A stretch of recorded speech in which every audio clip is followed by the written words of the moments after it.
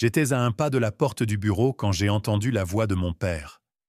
Pas en colère, juste certain. Ta sœur, elle n'aura pas une seule chose. Elle est dehors. Je me suis arrêté net. Le couloir semblait plus froid qu'une seconde auparavant. Le genre de froid qui ne vient pas de la climatisation, mais de la certitude que quelque chose est irréversible. J'aurais dû entrer. J'aurais dû dire quelque chose, mais je ne l'ai pas fait. Par l'entrebâillement de la porte, j'ai vu mon père, Richard Morgan, adossé à son fauteuil de bureau, parlant à ma sœur cadette, Mélissa. Elle a hoché la tête une fois, mais n'a pas parlé. Ma mère Janice se tenait derrière eux, les bras croisés, et elle souriait. Pas le genre de sourire que l'on a quand quelque chose est drôle. Non, celui-ci était différent. Lèvres pincées, maîtrisées. Le genre de sourire qui dit « ça a marché ». Je ne me souviens pas avoir reculé. Je sais juste que je ne suis pas entré dans cette pièce. Je n'ai pas posé de questions. Je n'ai pas supplié. Je suis passé devant mon ancienne chambre, je suis entré dans la chambre d'amis où je logeais et j'ai ouvert mon ordinateur portable. J'ai transféré chaque centime que j'avais, mes économies, mes comptes de placement, même l'argent, pour les urgences vers un fonds privé dont ils ignoraient l'existence. Un fonds que j'avais ouvert il y a des années sur une intuition que je n'avais jamais vraiment comprise. Ce qu'ils ne savaient pas, c'est que j'étais au courant de la deuxième fiducie, celle que ma grand-mère Margaret Morgan avait créée juste avant de mourir, celle dont elle ne leur avait jamais parlé, seulement à moi. Elle venait d'arriver à échéance et elle n'était pas négligeable. Je n'ai pas pleuré cette nuit-là. Je n'ai pas crié ni rien jeté. Je suis resté assise là à fixer la lueur de la confirmation de transfert et j'ai réalisé que quelque chose avait basculé. Je n'étais plus leur fille. J'étais celle qu'ils ne pensaient pas capable de gagner. Et ce serait leur deuxième erreur. Cela n'a pas commencé avec cette conversation. Avec le recul, je pense qu'ils m'effaçaient bien avant de le dire à voix haute.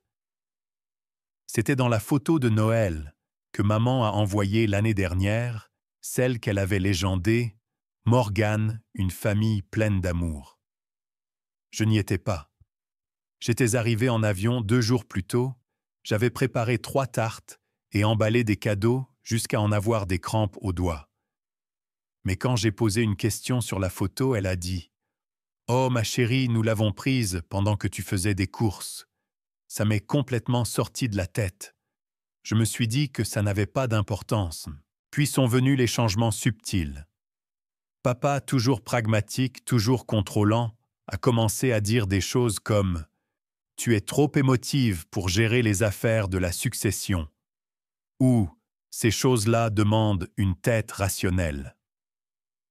Mélissa, ma sœur cadette de 4 ans, a cessé de répondre aux messages, sauf si elle avait besoin de quelque chose, un document, un service, un prêt.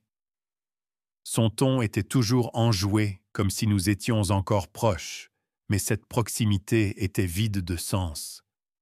Et Chase, notre cousin, mais élevé presque comme un frère, a commencé à m'appeler « la martyre ». Il le disait avec un sourire, mais je sentais le piquant en dessous. Pourtant, j'ai continué à être présente. J'étais là quand grand-mère est tombée pour la 3e fois. J'étais là dans la chambre de l'hospice, à lui lire des histoires d'une voix brisée et avec des yeux fatigués. J'ai abandonné mon travail de consultante pour aider papa après son opération au printemps dernier. J'ai payé la facture d'électricité quand Mélissa a épuisé ses cartes de crédit. J'ai couvert Chase quand ses dettes de jeu ont de nouveau explosé. Ils n'ont jamais dit merci. Ils me laissaient faire comme si c'était normal. Et c'est peut-être là que je me suis trompé. J'ai confondu le fait d'être nécessaire avec le fait d'être désiré. Le vrai coup de poignard est venu la nuit, où j'ai entendu la 2e conversation, celle que personne ne savait que j'avais surprise. La porte du bureau de papa était entr'ouverte, et sa voix portait, comme toujours, quand il pensait que personne d'autre n'était là. « Ne lui parle pas du compte, a-t-il dit. On dira qu'il a été fermé. On se le partage. Claire est dehors. Elle est un fardeau depuis assez longtemps. Fardeau. Ce mot m'est resté. Il résonnait plus fort que n'importe quelle porte claquée ou insulte criée, car il signifiait que tout ce que j'avais fait, les soins, les nuits blanches, le silence, ne m'avait pas valu une place. Cela m'avait rendu jetable. Je suis resté dans ce couloir à respirer. Pas parce que j'avais peur, mais parce qu'une partie de moi se brisait. La partie qui voulait encore croire que tout cela n'était qu'un malentendu, que peut-être le deuil les avait changés. Mais ce n'était pas le deuil, c'était la cupidité, et il ne la cachait plus. Je n'ai pas dormi cette nuit-là, non par peur, ou même par colère, mais parce que j'entendais sans cesse sa voix douce, rauque et basse, depuis son lit d'hôpital. Un jour, ils se retourneront contre toi. Quand ils le feront, ouvre le tiroir du bas. À l'époque, je pensais qu'elle parlait de quelque chose de sentimental, un souvenir, peut-être une lettre. Mais maintenant, je comprenais. Elle avait vu cela venir. Elle les avait vus clairement même quand je leur accordais encore le bénéfice du doute. Le tiroir se trouvait dans son ancienne chambre, coin supérieur gauche de son secrétaire en acajou, celui que personne n'avait touché depuis les funérailles. Je l'ai ouvert lentement, m'attendant à moitié à ce qu'il soit vide. Mais il ne l'était pas.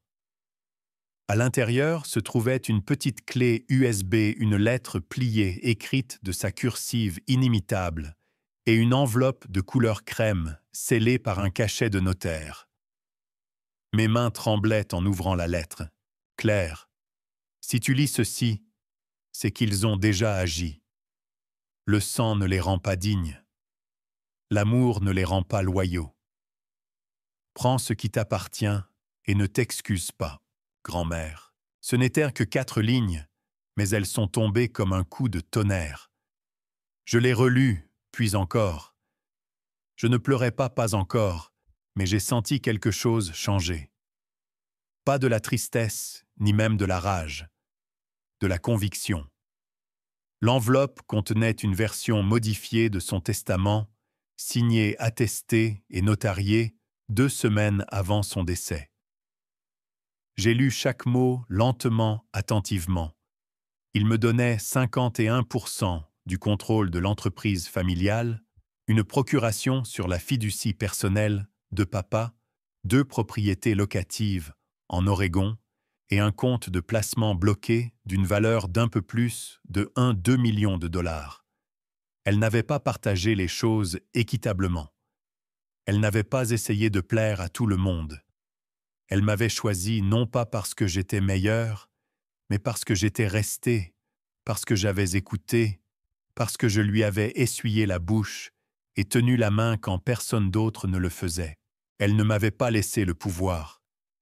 Elle m'avait laissé la preuve que je n'étais pas folle, que je n'imaginais pas la distance, ni le silence, ni les sourires en coin à table, que quelque part, au milieu de leur complot, elle avait tracé une ligne et m'avait placé du côté de la vérité.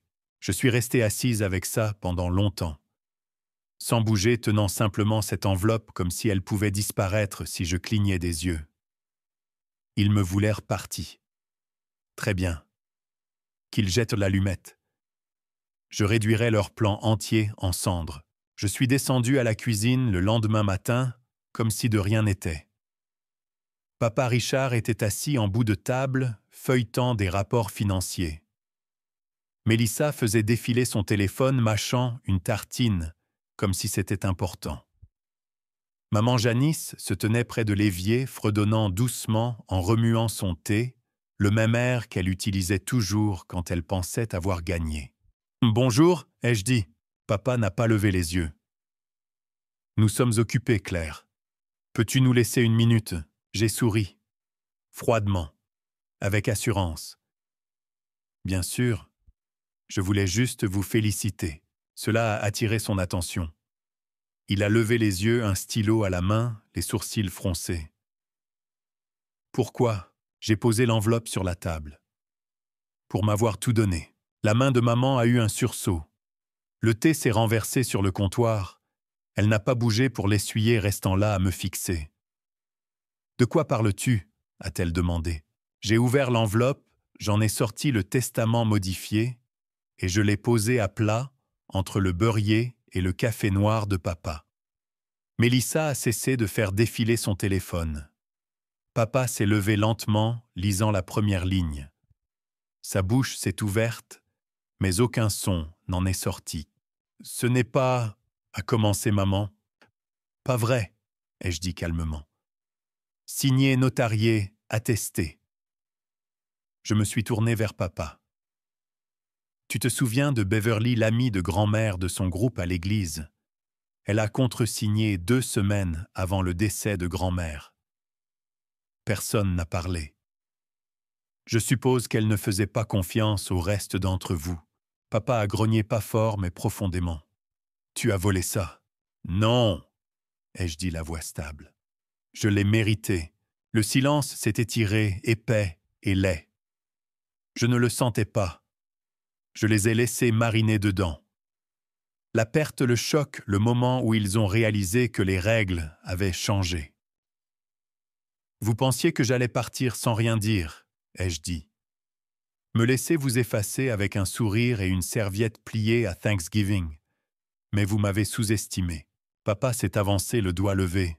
« Tu m'écoutes ?» ?»« Non. » ai-je dit plus fort maintenant, mais toujours calme. « C'est toi qui écoutes. Le compte que vous avez essayé de cacher, je l'ai. J'ai demandé à la banque d'enquêter dès que j'ai entendu votre petit discours hier soir. » Le visage de Mélissa est devenu pâle. « Qu'est-ce qui se passe, bon sang ?» a-t-elle demandé. Je l'ai regardé. « Ton héritage, ai-je dit, vient de te glisser entre les doigts. » La lèvre de maman a tremblé. « C'est ta famille. »« Non, ai-je dit. C'est une leçon. » Puis, j'ai tourné les talons et je suis sorti. Sans courir, sans me cacher, revendiquant simplement le terrain sur lequel il ne m'aurait jamais cru capable de me tenir. Le bureau sentait encore mon père du vieux cuir du café fort et la légère amertume d'une eau de Cologne qui s'attardait trop longtemps. Je n'avais pas mis les pieds dans la salle du conseil depuis mes 22 ans, la dernière fois que j'avais proposé mon aide pour une retraite d'entreprise et qu'on m'avait dit de laisser les vrais professionnels s'en occuper. Mais ce lundi matin, je suis entré par la grande porte, je suis passé devant la réceptionniste qui a cligné des yeux 2 fois avant de me reconnaître, et j'ai continué tout droit jusqu'à la réunion. Les associés de papa étaient déjà assis, Thomas, Marianne, quelques nouveaux visages. Chase était là aussi dans un blazer sur mesure et avec cette même attitude arrogante qu'il adoptait toujours quand il pensait avoir le dessus. Il n'a pas levé les yeux. J'ai marché jusqu'au bout de la table et je me suis assise. Sa tête s'est tournée vers moi, comme si elle avait été tirée par un fil. « Tu n'as rien à faire ici » a-t-il marmonné. J'ai fait glisser les documents de propriété sur la table. D'après ceci, j'ai exactement ma place ici. Ils ont lu en silence, attentivement. Thomas s'est éclairci la gorge. « Nous n'avons pas été informés de ce changement de direction, » a-t-il dit. J'ai croisé son regard. « Vous l'êtes maintenant. » La pièce était encore en train d'absorber la nouvelle quand la porte s'est ouverte brusquement et que papa a fait irruption 10 minutes en retard et le souffle court. Ses yeux ont balayé la table et se sont posés sur moi. Il s'est arrêté net. « C'est une prise de contrôle hostile », a-t-il lancé. « Non, ai-je dit. C'est une correction. » Il a marché vers la table et a frappé du plat de la main sur le bois. « Tu n'as pas l'expérience. »« J'ai l'autorité, ai-je dit. Et à partir d'aujourd'hui, chaque transaction de plus de 10 000 $ passe par moi. » Le visage de Chase est devenu cramoisi. « Tu penses que tu vas diriger cet endroit mieux que papa ?» Je l'ai regardé. Vraiment regardé. Considérant que tu utilises les fonds de l'entreprise pour rembourser tes dettes de poker. Oui. Je pense que j'ai de bonnes chances. Il y a eu une inspiration brusque au bout de la table. Un membre du conseil a commencé à chuchoter à un autre. Un téléphone est apparu sur les genoux de quelqu'un. Papa n'a pas bougé. Il s'est simplement affaissé sur sa chaise, comme si l'air avait été aspiré de la pièce. Il ne s'agit pas seulement de pouvoir, ai-je dit. Il s'agit de transparence, quelque chose que cette entreprise n'a pas vu depuis que grand-mère s'est retirée. Thomas a hoché la tête lentement. Elle a toujours dit que tu étais celle qui posait les vraies questions. Je lui ai adressé un sourire pincé. Elle m'a bien appris. Quand la réunion s'est terminée, la plupart sont partis rapidement, tête basse pas rapide. Mais papa est resté me suivant dans le couloir. « Tu vas vraiment faire ça ?» a-t-il demandé. « Tu l'as déjà fait, ai-je dit, quand tu as décidé que j'étais jetable. » Il avait l'air fatigué d'une manière que je n'avais jamais vue. Pas en colère, pas dangereux, juste vide. « Tu vas regretter ça. » J'ai fait une pause, la main sur la porte de mon nouveau bureau. « Non, papa. J'ai regretté de t'avoir fait confiance. Ceci est le remède. » Cet après-midi-là, j'ai appelé l'équipe d'audit. Nous avons commencé par les comptes liés à Chase, puis nous avons examiné les sociétés écrans de papa et enfin les contrats de consultation de maman. Les dossiers s'accumulaient, des noms propres de l'argent sale. Et pour la première fois depuis des années, j'ai senti quelque chose s'apaiser en moi. Pas de la satisfaction, pas de la vengeance. De la clarté. Les rapports d'audit sont arrivés plus vite que prévu et plus sordides que je ne l'espérais. Ligne après ligne de virements intitulés « Consultation » acheminés vers le compte Venmo personnel de Chase. Des locations d'équipements qui n'existaient pas. Des paiements offshore sous la société à responsabilité limitée de papa. Un compte à 6 chiffres, intitulé Golden Sun Ventures, qui était directement lié au nom de ma mère. Ce n'était pas seulement de la mauvaise gestion. C'était intentionnel, coordonné. Il n'avait pas seulement essayé de m'exclure. Il saignait l'entreprise à blanc. Je suis resté assise à mon bureau, bien après que le bureau se soit vidé les doigts froids sur le clavier, faisant défiler page après page de pourriture financière déguisée en stratégie. Ce n'était pas seulement une trahison, c'était un vol prémédité. J'ai rassemblé les documents et les ai envoyés à l'équipe juridique avec un objet d'une seule ligne, procédé. Ce soir-là, Chase s'est présenté au bureau sans y être invité. Sa chemise était froissée. Il ne s'était pas rasé. Il avait l'air de voir les murs se refermer sur lui. « Tu vas ruiner nos vies », a-t-il craché. Je n'ai pas levé les yeux de mon écran. « Vous avez fait ça vous-même. Je ne fais que tendre le miroir. » Il s'est penché en avant, la voix tremblante. « Tu penses que ça fait de toi une sorte d'héroïne. Tu détruis ta propre famille. » Je me suis levé, lente, calme. Une famille ne bâtit pas des empires sur des mensonges. Une famille ne t'efface pas en appelant ça de la loyauté. Et une famille ne sourit pas en disant à ta sœur de t'exclure. Son visage a perdu toute couleur. Il a ouvert la bouche pour parler. « Oui, ai-je dit. J'ai entendu cette conversation. Chaque mot. Il a essayé de déformer les faits, de les minimiser. Il avait toujours une histoire, mais je l'ai interrompu. Tu as falsifié la signature de grand-mère sur un bordereau de retrait. C'est un crime. Il s'est tu. Je t'ai donné une chance de t'en tirer sans histoire, ai-je dit. Tu es resté. Maintenant, tu assumes les conséquences. Sa voix s'est brisée. Tu n'es pas obligé de faire ça. Je ne suis pas obligé, ai-je dit. Je le veux. Il est parti sans un mot de plus. Plus tard dans la nuit, mon avocat a appelé. Nous sommes prêts à déposer des accusations criminelles. Voulez-vous aller de l'avant? Je me suis approché de la fenêtre. J'ai regardé l'enseigne de l'entreprise. Autrefois un symbole de fierté, maintenant juste un nom gravé sur des décennies de tromperies silencieuses. Oui, ai-je dit. Pas d'arrangement, pas de silence. Nous faisons ça dans les règles. Je veux la vérité noire sur blanc. Au lever du soleil, le site web de l'entreprise avait un nouvel onglet de direction. Mon nom, ma photo, ma mission. En dessous, une citation de grand-mère. Si vous ne pouvez pas faire confiance aux fondations, arrachez-les et recommencez. Et c'est ce que je faisais. J'arrachais la pourriture, brique par brique, nom par nom. Le message est arrivé juste après midi. 1 heure. Pas d'avocat.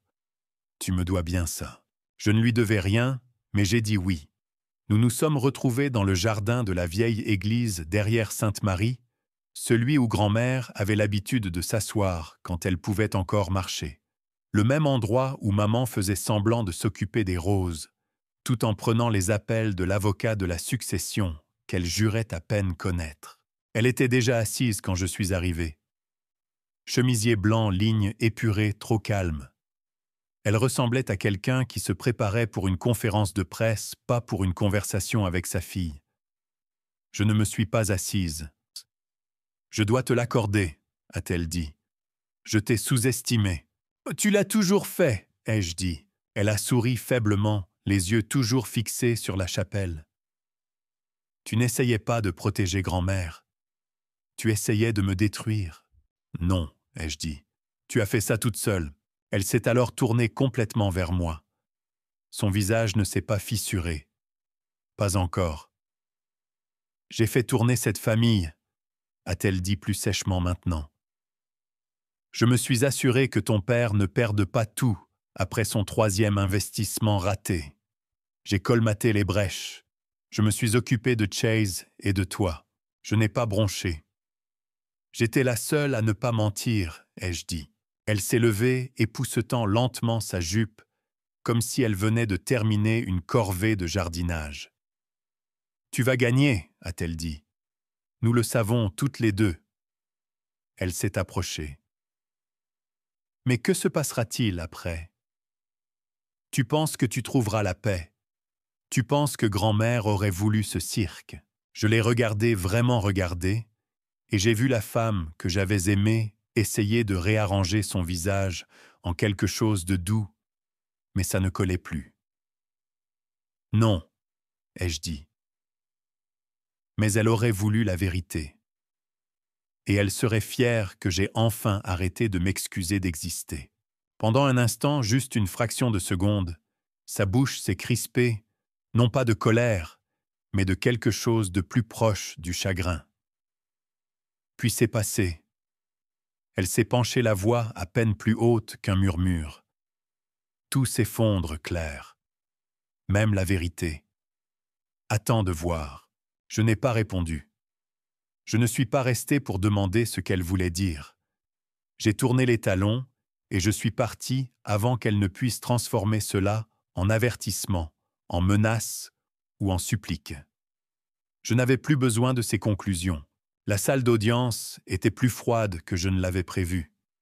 Pas en termes de température. L'air lui-même semblait différent, tendu, immobile, comme si même les murs attendaient d'entendre ce qui ne pouvait être tu. Maman, papa et Mélissa étaient assis en rang, 3 visages, 3 masques, 3 fantômes, d'une famille à laquelle j'avais cru. Quand mon nom a été appelé, je me suis levé, je me suis avancé, j'ai levé la main et j'ai juré de dire ma vérité. J'ai parlé sans trembler. Non pas parce que je n'avais pas peur, j'avais peur, mais parce que la peur ne me contrôlait plus. J'avais vécu dans le silence qu'ils avaient construit. Maintenant, je parlerai dans une pièce qu'ils ne pouvaient pas fermer. J'ai exposé la chronologie, les transferts de comptes, les retraits falsifiés, les sociétés à responsabilité limitée que papa avait créées sous de faux noms, les contrats de consultation payés à la société écran de maman, les alertes bancaires que j'avais déclenchées dès l'instant où je les avais entendus dire que j'étais dehors. Puis j'ai fait une pause. Avant de mourir, ai-je dit, ma grand-mère m'a laissé autre chose. J'ai sorti la clé USB et je l'ai remise à l'huissier. Le système audio a cliqué, la salle d'audience a attendu. Puis la voix est venue faible, mais stable, usée par le temps, mais inimitable. Claire, s'ils essaient de t'exclure, ne les laisse pas faire. Tu es l'avenir de cette famille, pas leur version de cet avenir. Le tien, personne n'a bougé, personne n'a parlé, pas même papa. Quand ce fut le tour de maman, elle s'est levée comme elle le faisait toujours à l'église, lente, gracieuse, calculée. « Nous n'essayons pas de la blesser, a-t-elle dit. Nous essayons de la protéger. Elle a toujours été sensible. » J'ai ri à voix haute devant le juge. Non par manque de respect, mais par clarté. C'est comme ça que vous appelez effacer quelqu'un maintenant, de la sensibilité. Le juge n'a pas bronché. Mélissa a baissé les yeux. Papa a gardé les yeux fixés sur le sol. Au moment où le témoignage s'est terminé, l'argent n'avait presque plus d'importance. Il ne s'agissait plus d'héritage. Il s'agissait de dignité de mémoire d'être vu. Le marteau est tombé. Final. Le contrôle total de la succession me restait. Mélissa a été condamnée à verser un dédommagement pour utilisation non autorisée des fonds de l'entreprise. Mes parents ont été définitivement démis de toutes leurs fonctions fiduciaires liées à la fiducie, à l'entreprise et aux actifs familiaux. C'était officiel, c'était public, c'était irréversible. Dehors, les journalistes attendaient comme des oiseaux sentant le sang. Des microphones, des caméras, des questions auxquelles je ne répondrais pas. Je suis passée devant eux droite et silencieuse. Je ne leur devais pas mon indignation. De retour à la maison du lac, j'ai ouvert le journal de grand-mère, à la page que j'avais marquée des mois auparavant. Elle avait écrit « Parfois, le sang doit être drainé pour qu'un corps guérisse. Les familles ne sont pas différentes. » Je me suis assise sur le porche jusqu'à ce que le soleil disparaisse derrière les arbres. L'air sentait le pain et le souvenir. Ils avaient essayé de m'enterrer, et ce faisant, ils m'avaient tendu la pelle. Mais je n'ai pas creusé une tombe. J'ai construit des fondations. Le lundi matin, la transition était achevée. Les actes de propriété, les titres, les noms sur les papiers, tout m'appartenait. La maison du lac était silencieuse dans la brume du début de l'automne. Des feuilles jaunes flottaient sur les marches du perron, comme si quelqu'un les avait lâchées trop doucement. À l'intérieur, l'air semblait différent, non pas vide, mais inoccupé comme s'il avait attendu. L'entreprise portait désormais ma signature. Les comptes étaient à mon nom. L'héritage qu'ils avaient tenté d'effacer était ironiquement maintenu par la seule personne qu'ils avaient essayé d'exclure. Je n'ai pas organisé de fête. Je n'ai appelé personne. J'ai ouvert le vieux coffre en cèdre de grand-mère, j'ai placé le testament modifié à côté de son journal et j'ai refermé le couvercle. Pas de discours, pas de mots finaux, juste l'acte silencieux de remettre quelque chose à sa place. Cette nuit-là, j'ai laissé les fenêtres ouvertes. Je n'avais plus peur. Il n'y avait pas de voix derrière les murs, pas de bruit de pas dans le couloir, juste le vent doux du lac et le souvenir de quelqu'un qui avait cru en moi avant que je ne croie en moi-même. Ils avaient essayé de m'enterrer. Ils m'avaient traité de faible, d'émotive, de fardeau. Mais ce qu'ils ne savaient pas, c'est que chaque fois qu'ils m'effaçaient, ils m'aiguisaient. Chaque silence qu'ils m'imposaient devenait une phrase que je prononcerais un jour à voix haute. Et quand ils m'ont finalement tendu la pelle, celle qu'ils pensaient que j'utiliserais pour disparaître discrètement, je n'ai pas creusé de tombe. J'ai construit quelque chose de plus solide. Maintenant, la maison porte mon nom. L'entreprise porte mes valeurs. Et je dors les fenêtres ouvertes, non pas parce que je leur ai pardonné, non pas parce que j'ai oublié,